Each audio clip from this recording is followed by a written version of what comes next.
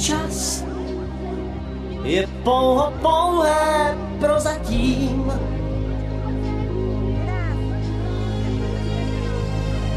Můj čas může říct, já už neplatím.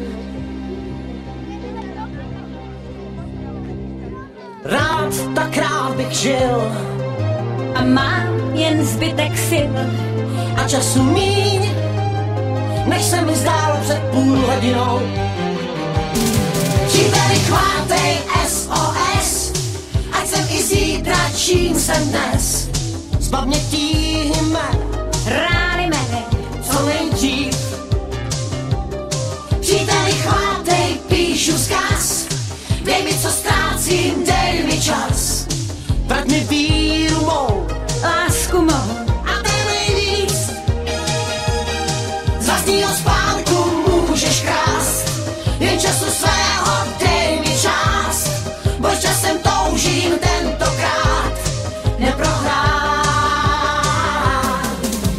Můj čas, to jsou jen chvilky takové.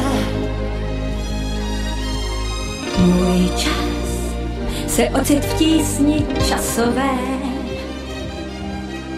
Rád bych zůstal živ, Chci dýchat jako dřív a čekám dál, že přece ustrneš se nade mnou.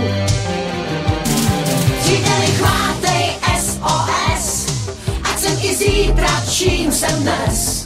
Zbav mě tísně mé, strasti mé, co nejdřív.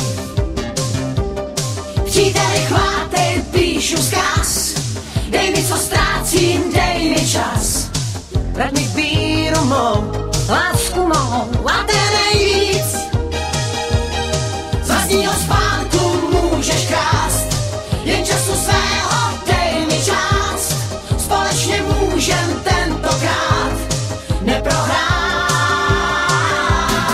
Až budeš příště v tísni sám, kus času svého já ti dám a pomoc svou ti zítra tím oplatím.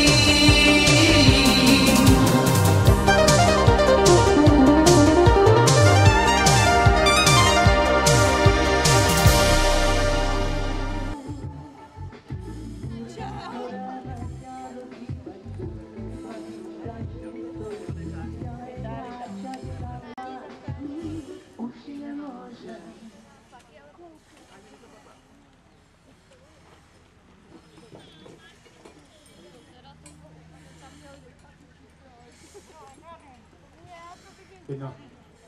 Tak a vážení milí děti, ukončete soutěže.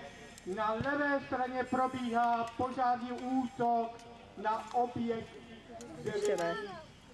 dřevěného stavení. Ukončíme soutěže, přeneseme se tam.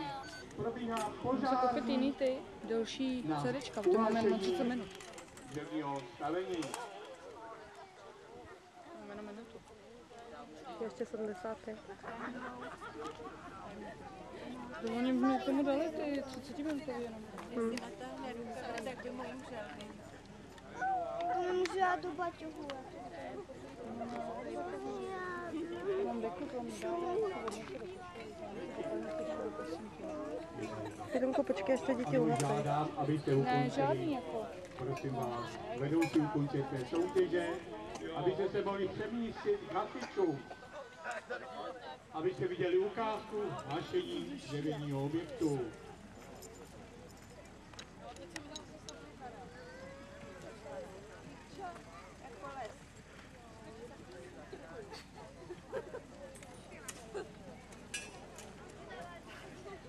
Pitomko, počkej tam s Kikinou, počkej tam.